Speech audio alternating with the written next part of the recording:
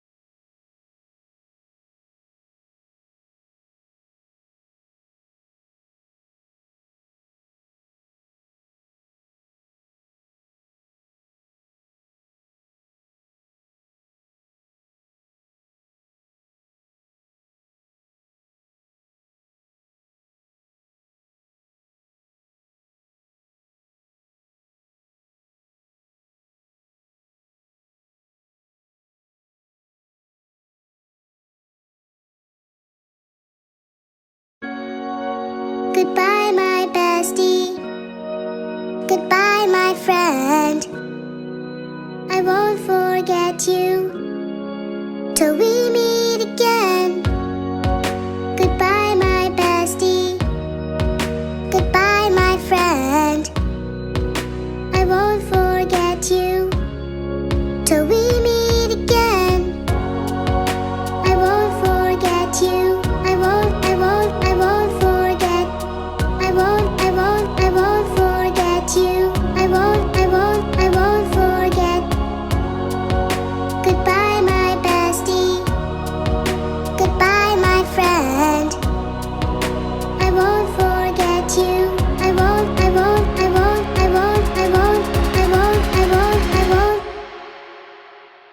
till we meet again.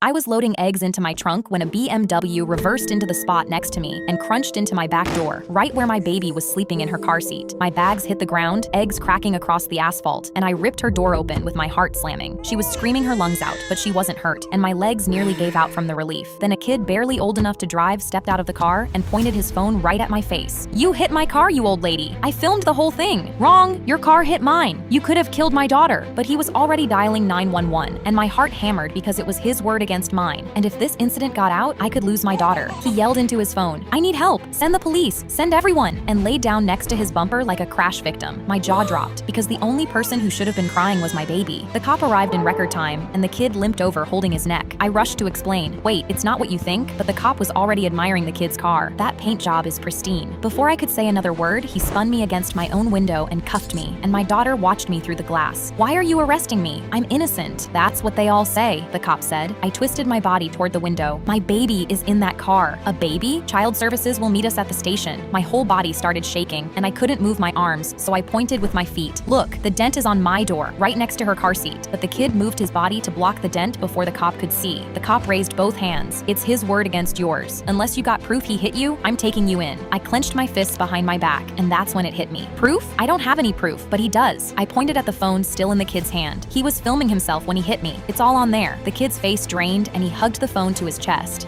My phone doesn't have a camera." The cop's face went red. "Do you think I'm dumb?" He snatched the phone and played the video as my heart pounded. There he was, singing into the camera with one hand on the wheel, my car filling the frame behind him, and the crunch cutting him off mid-note. The cop looked up slowly. "You filmed yourself hitting a car with a baby inside." The kid's face went purple, and I finally breathed out. The cuffs came off my wrists and went onto his. I pulled my daughter out of her seat and held her while she grabbed a fistful of my hair. As they walked him past us, I held up my cracked eggs. "You're paying for these too."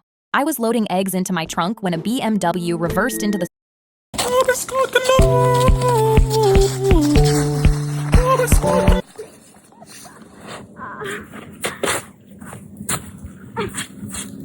오늘 나는 치그떠진 치즈볼이 될 거야.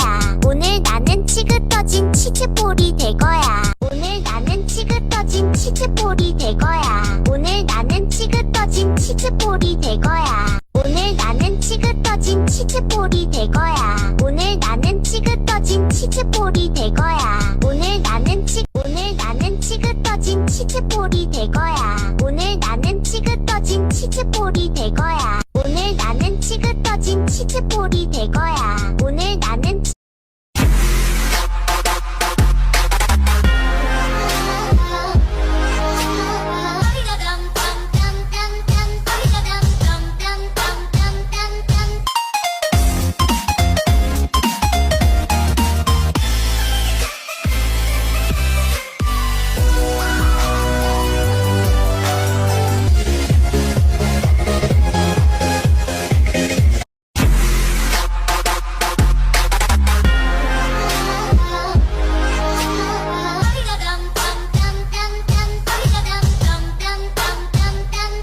The most popular kid in school invited me to his birthday party. Turns out, I wasn't just a guest. I was always the weird kid. So when Weston walked over to me with his birthday party invitation card, I was more confused than anything. My mom feels bad for you, he said before I could even ask. She's making me invite you because nobody ever invites you to stuff. He rushed through his explanation like he'd rehearsed it. I listened and somehow felt worse than before I even got the invite. But I also hadn't been to a birthday party in years, so I said I'd be there. I went home and forced a smile in the mirror. I tried on every shirt I owned, practiced conversations with myself. This was my one chance to actually make some friends. The next day, Weston's mom answered the door with a huge smile. You must be Eli. I'm so glad you could make it. She turned to Weston. Make sure you include him in everything, okay, honey? I thought to myself, maybe she did get Weston to invite me. Maybe this would go okay. I stepped inside, and the other kids immediately looked at me like I was some inside joke I wasn't aware of. The party started off pretty weird. Weston's mom watched us from the doorway, and when we picked teams for Rocket League, Weston yelled, Eli's with me, while looking right at her. When I scored a goal, Weston shouted, great job, Eli, like I was a Make-A-Wish kid. When the pizza came, they made room for me at the table, but conversations kept dying whenever I tried to join. I kept asking myself why I even came. It was clear this was all a performance. That's when I noticed someone watching from the upstairs window. Tall, arms crossed, staring directly at me. Who's that? I asked. Weston waved his arm. That's my brother Cade. Just ignore him. My stomach dropped. Cade was 16 and notorious in our school. He was 6'3", beat up the younger kids he deemed wimps to toughen them up. He'd gotten expelled last year for breaking someone's arm on purpose. Was he planning on hurting me? Is this what Weston had planned? To turn me into entertainment? I was still thinking about Cade when Weston started a game of search and destroy with everyone outside. They let me lead a team out of courtesy. Probably expected nothing, but they didn't know I'd spent years watching kids play this game at recess. I'd studied tactics, all the best strategies. My team found all 5 items before the opponents found 2. We won, and this time, Weston's high five felt different. Dude, that was actually insane. I smiled genuinely for the first time. Then something crazy happened. While eating cake, one of the kids mentioned Jordan was better than LeBron. Naturally, I called him an UNC. We got into a friendly argument about it. It really is like a true bonding moment. But then I glanced up. Cade was there again, this time at the top of the stairs. His eyes narrowed in on mine. I looked down at my cake, pretending not to notice, but then I heard footsteps. Cade was coming downstairs. The whole room went quiet at once when he entered. He grabbed some chips, his eyes still on me. So you're the charity case? He said loudly. He walked over and got in my face. My mom loves her little projects. He leaned in close. After she goes to bed, you and me are gonna have a little talk. He crackled his knuckles and went back upstairs. I looked around. Nobody was saying a word. Nobody was reassuring me everything would be okay. An hour later, I had to use the bathroom. I convinced myself it would only take a minute. I would be fine. But then on my way back to the kitchen, the hallway lights flicked off. I heard footsteps behind me. A hand grabbed my shoulder and spun me around. Cade, inches from my face. He was holding a lighter. My mom thinks she can fix broken kids. He flicked the flame closer. I could feel the heat on my chin. But some things aren't worth fixing. He grabbed my wrist and pulled the lighter toward my arm. That's when I heard it. Cade, get away from him! My eyes flew open. Weston's mom flicked a light on. She was standing at the end of the hallway with her phone raised, recording. Cade's hand froze. Mom, I wasn't gonna actually. I said step back! He released my wrist. She walked toward us, slow, controlled. I've been waiting for this all day. She held up her phone. I recorded you calling him a charity case. You threatened him earlier, and now you holding a lighter to his skin. Cade's face went white. I was joking. It wasn't even. Shut up! She took a lighter from his pocket. I invited Eli, you donut! She called her own child a donut. I invited him because I knew you'd target him. I needed to catch you because you're a monster. Cade looked like he was going to be sick. Your father's seeing this tonight, and if you ever touch another kid, this goes straight to the police. Understood? He didn't answer. She grabbed his arm and marched him toward the stairs. Don't come out. He stumbled up without looking back. She turned to me, and her whole face softened. I'm so sorry, sweetheart. Are you okay? I couldn't speak. I just nodded. She walked me back to the living room where the other kids were waiting. Weston ran up. Dude, what happened? Are you okay? His mom told everyone Cade wouldn't be coming back down. Ever. The most popular kid in school invited me to his birthday party. Turns out, I wasn't just a guest. I was always.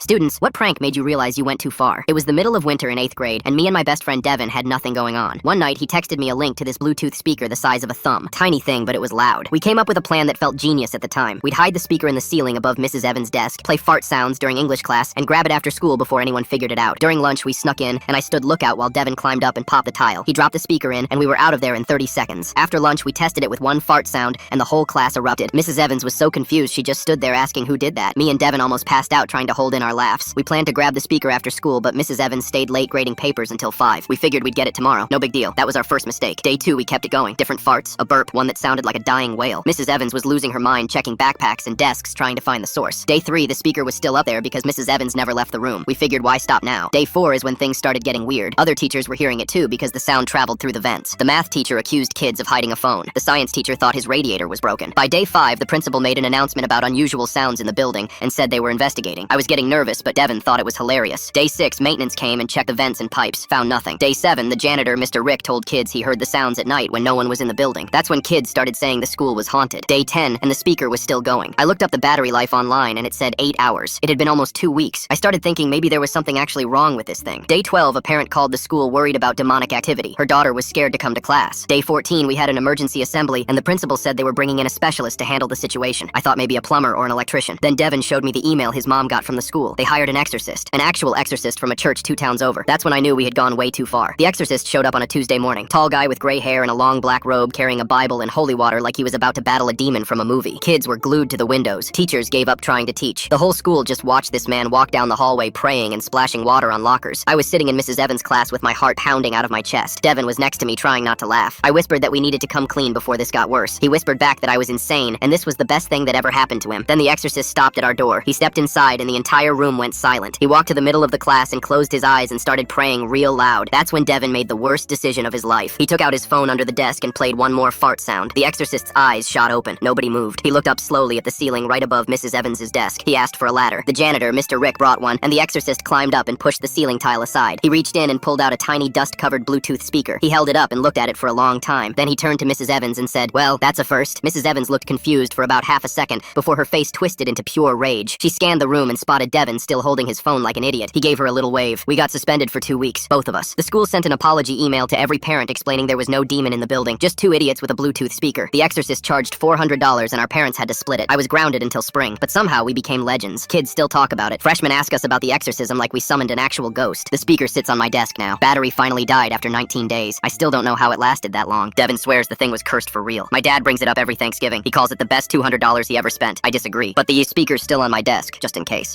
Students, what prank made you realize you went too far? After dinner on her birthday, my wife poured 3 glasses of wine and said, "I want to watch you and Kendra together." I almost choked on my wine. Wait, what? Kendra, my wife's best friend, was sitting right there across from us with this weird smile on her face. My wife squeezed my hand, and I could feel her pulse racing. This would bring us so much closer. I've been carrying this marriage for years. I deserve this. Kendra nodded along like they had rehearsed the whole thing. My wife leaned in close enough that I could smell the wine on her breath. "So what do you think? I need some time." Her grip on my hand tightened. "Time? I planned this entire night for you and you need time?" Her eyes went cold. "Don't take too long." The next few days, she brought it up constantly, and each time she got meaner. Most men would be grateful. One night at dinner, she set down her fork and stared at me. "I could have married anyone, you know. I chose you." That was when I started paying attention. $6,000 missing from our account. Kendra's car outside our house when my wife said she was at work. Hotel receipts hidden in her purse. Something was very wrong. One night I was lying in bed listening to her breathe. Her phone buzzed on the nightstand. I watched the screen light up. It was a text from Kendra. "Is he ready yet? I'm getting impatient." My heart started pounding. I waited until she was fully asleep and carefully picked up her phone. I knew her passcode from watching her type it 100 times. I opened her messages with Kendra and started scrolling. What I found made my blood run cold.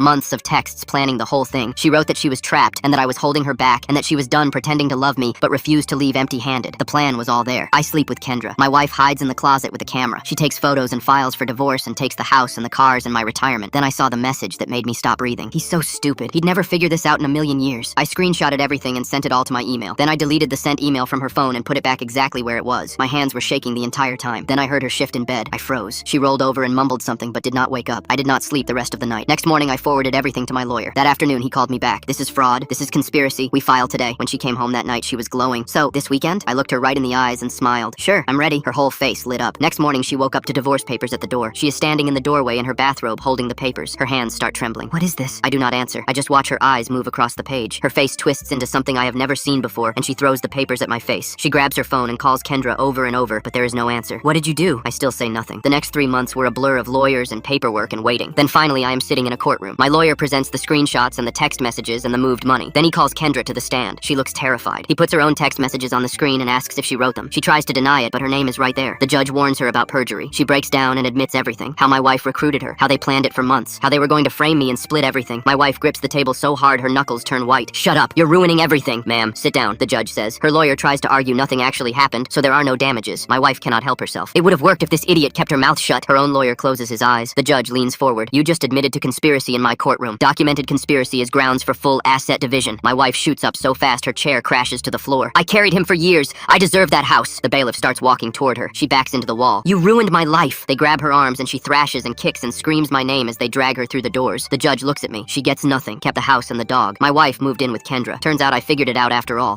After dinner on her birthday, my wife poured 3 glasses of wine and said, "I want to watch you and Kendra together." I almost choked on my wine. Did you call the police on me? No. Oh, Miss Reed, the police are just here as a precaution. Take them. Go ahead. Mom. Said you want to go so bad. Bye. Mom, I didn't call nobody. You know what? Mama, wait. Welcome home, son. All right, well, let's get you settled. I am Amber, but you can call me Mom. That's Lanre, Eves, and Fatima. It's stinky here. Oh, no, it doesn't stink. Hey, I just wanted to see that you were settled in. I made you something special for your first day. This says Larry. Oh, well, I didn't know how to spell Aluquarius, so I figured we'd call you Larry. Where's the washcloth? It's okay, he's new here. You just use your hands. Even on my butt? Oh, we need to take a picture.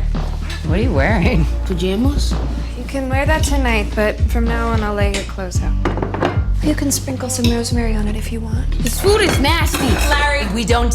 I want a hamburger. We don't have hamburgers. That's what the dog is eating. Well, yeah, that's Corn Pop's food. You don't. Okay, you don't want to eat. You can go to bed. It's 6 o'clock. Okay.